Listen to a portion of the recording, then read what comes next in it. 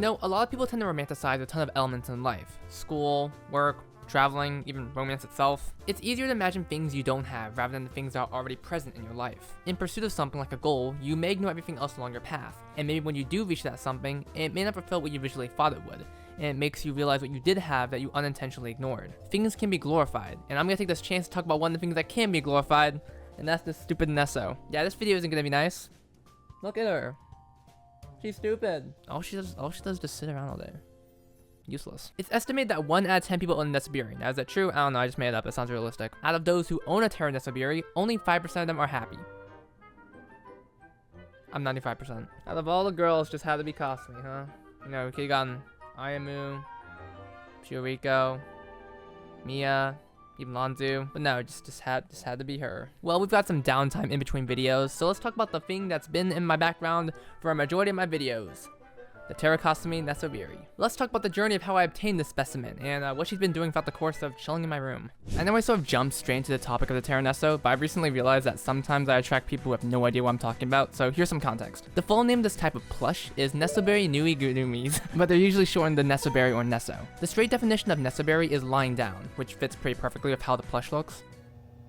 Am I doing it right? Sega produces most, if not all, the Nesoberis you've probably seen, and they have their own page where they go into detail on how they create Nesoberis, with Love Life being the first one to utilize them. Despite that though, records of Nesoberis existed before Love Life, but if we're being technical, Sega was the first to officially trademark and produce products under the Nesoberi name. Yes, Love Life was the first to have Nesoberis, starting with Hanukkah in 2015. Over the course of a decade now, there have been hundreds of Nesoberis spanning across so many franchises now. Any anime or video game series you're thinking of probably has some sort of Nesoberi related merch. Re:Zero, Project Sekai, Chainsaw Man, Nier, and it's easy to understand the appeal. Firstly, they're horizontally made, so it's easier for them to be stacked and placed around. You know how difficult it is trying to let plushies not have them fall off. Fuck. Secondly, they're just cute. You can't really mess up a Nesoberi. Oh.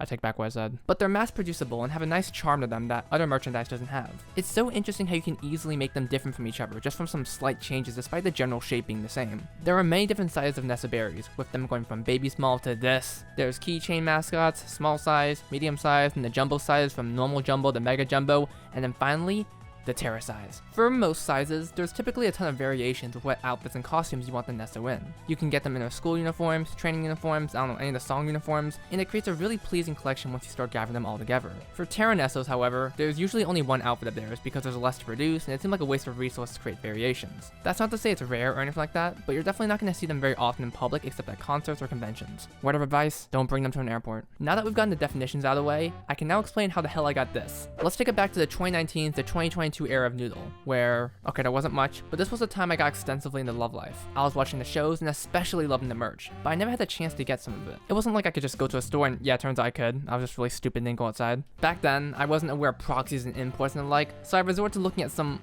unsavory methods. eBay. Yeah, I was not smart back then. You could debate now too, but I digress. Research was limited for me back then, so it was scrolling on eBay until one day I just searched up Neso Shop and got a little website called Nesoverse. I gotta give props to that name, even a low kid could find it. This website was what every Love Life fan could dream of, or at least what a starting Love Life fan could dream of. Because let's be real, if anyone here actually remembers Nesoverse, it only had the basic Nesoberis and none of the special ones. And if you're wondering why there's no footage of me scrolling down the website, it's because the company died like 4 years ago. But I got my first Neso here. It's the Yo Watanabe Aquarium employee outfit one, and honestly, this one still holds a ton of memories to me. I remember going to the post office and seeing it in the worst package ever. If any employees of Nesoverse are somehow watching this, I want you to know I literally thought I got scammed. This would start my mini descent into the Love Life rabbit hole, slowly buying things off Nesoverse and eBay. Yes, I did it. I'm pretty sure this Rico was off of eBay, but it's been so long I do not remember anymore. Once COVID hit and everyone was indoors, this was around the time I actually started making decent money with freelance video editing jobs, and around this time I want to say is when another Love Life fan merch website popped up.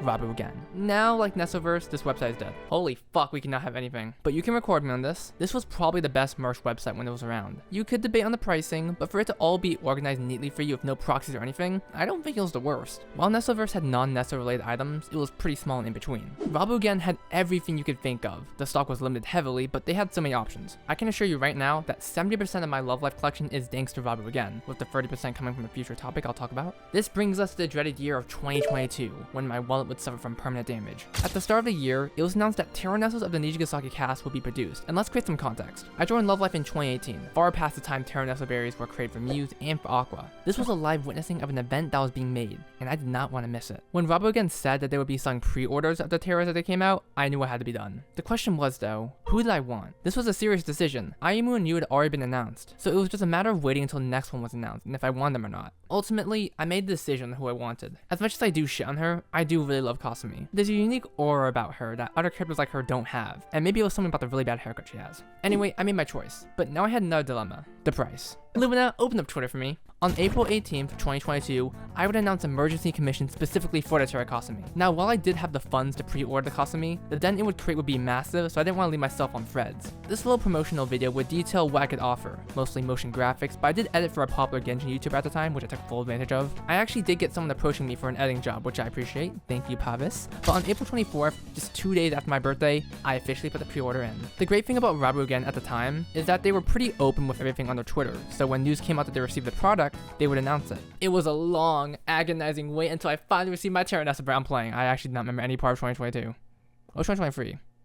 Or 2024. Regardless, on December 19th, the package would officially arrive, and let me just say that package was huge. I'm fully convinced I could do like one of those I shit myself fake videos back in the mid-2010s with this box. It's so huge. And if any of you have keen eyes and have looked in the background of my videos, you may notice something. Yeah, I used the giant Tera Kasumi box in order to set my monitor to play games. Hey man, it's actually really durable. It can hold a monitor, speakers, controller, other random shit, I don't know. But the main appeal was the giant Kasumi. Yep, that's Kasumi. I don't remember my first time reaction to seeing her, but I was in awe of how big she was. Especially that fucking head, oh my god. You may have seen me hold a Tera Neso on certain occasions, and let me say, they are fucking heavy and it's all in the head. I legitimately get exhausted carrying her for long periods of time. But she's cute. I remember hugging her a lot because that's what you do with a Tera Neso. You can't do that with a Jumbo. The thing that's always fucked me up the most is that she's like half my height, so if she ever gets sentient somehow, she'd actually be able to murder me. So what do you do with a Tera Neso? Like, it's one of those things you dream of constantly because imagine having a huge plushie. And it's like, when you do have it, damn, she takes up so much space. I literally have her chilling on my laundry every day because that's the only reasonable place she can lay down. She's not laying on the floor, but she's also not laying on my bed because she is too big. I remember when I first got her, I was like, oh my god, I get to sleep with a giant plushie. One problem: cranium. I don't know if any other Tera owners can relate to this, but you cannot sleep with a Tera reasonably, and it's because of the giant head. Your blanket either stops at a certain point, not covering your entire body, or has to go over the Tera's head to reach you and it makes the blanket super high, or you have to move the Tera higher than you in order to get the blanket over you, and that one doubly sucks because I'm in a small bed. This does not work. I also figured out that the material that the Nesos are made of actually hurt my skin. My skin gets dry extremely easy, and the material actually dries at the point that sometimes when I wake up, my skin is like cracked open, so fuck you, Kasumi. Despite that though, I have slept on my Neso multiple times. Hey, it's my Neso, not yours. I have snoozed on top of her, do not recommend. I have slept next to Neso, also do not recommend. Yeah, all these fucking suck. Already pros to having a Tera Neso? Well, I mean, I guess they're cute. Maybe that's all that matters. I know a lot of others that just let their Teras chill, maybe take pictures of them eating food, but for the most part, they're just there for the vibe. It's just something that seems inevitable. Like at some point, you're gonna be like, huh, I guess that's it. Take VR headsets, for example. Tell me you really use the Oculus Rift for something after the first month or so. Oh, it's cool playing Beat Saber and Minecraft VR, but at some point you're like, okay, this is kind of a hassle to set up, and like, is it really worth it unless I'm doing like VR chat every day? That's how I feel with the Tera Kasumi. Do I regret her? Hell no. Do I love her? Hell no. But she mainly serves just to be there. Sometimes I'll notice her presence and do some fun activities, but she's just there. And I used to think that was a bad thing, but maybe the fact she's so integrated into my life now shows how important she is. I wake up, see her, and continue along with my day. Like many of the things in my life, she has now become a core part of it. The otters in my room, my otter slippers, the Surpel plush that I've had for over half a decade now, and the bed that's been with me for 90% of my life. Every part of these things have seen me at my worst and my best, and they've all done absolutely nothing to help. You useless fuck! If something were to change, it would be noticeable immediately, and it'd be one of those things where it's like, oh, right. You can probably tell I'm the type of person to hold things close to me with the way I describe meaningless things as these grandiose subjects, but it's nice to remember what's always in your view. I admittedly don't remember much, but I definitely will know if something is missing. It's like in my brain lapses or something. When does something get philosophical? Anyway, Rabuagain's dead, Nesoverse is dead. Where do you get Nesos and merch now? And I have one word for you: proxies and official websites.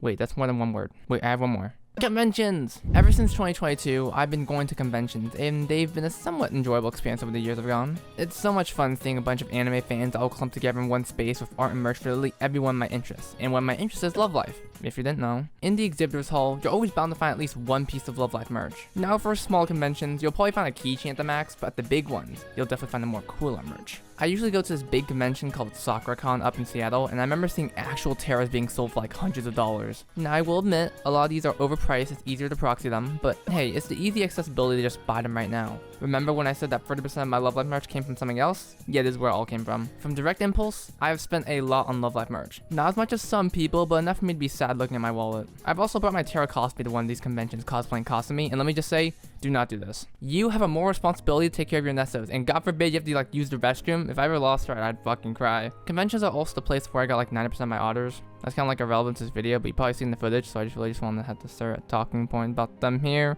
I was gonna insert a segment about proxies and official websites, but I'm gonna be honest with you, I've lied to you. I have no idea how to proxy. I don't even know the official website's being real. So, should you get a Tera Neso? I don't know, you make the decision. I just want to talk about mine. She is very adorable though. Despite all the jokes I made, I do not regret this purchase. She may do nothing, but that's okay, because I bought her for her to do nothing. Her mere presence is good enough for me, and maybe that's all that matters in the end. Hopefully by the time this video drops, the House of Sword video is ready to drop, because I do not know how long I keep talking about video ideas. I'm not saying I'm getting burning out, but it's really hard writing scripts for these. Well, it's a good thing I always have a lot on my mind, because too much in this noodle brain. But yeah, that's life with Tera Nesoberi and how my journey started with Nesoberis.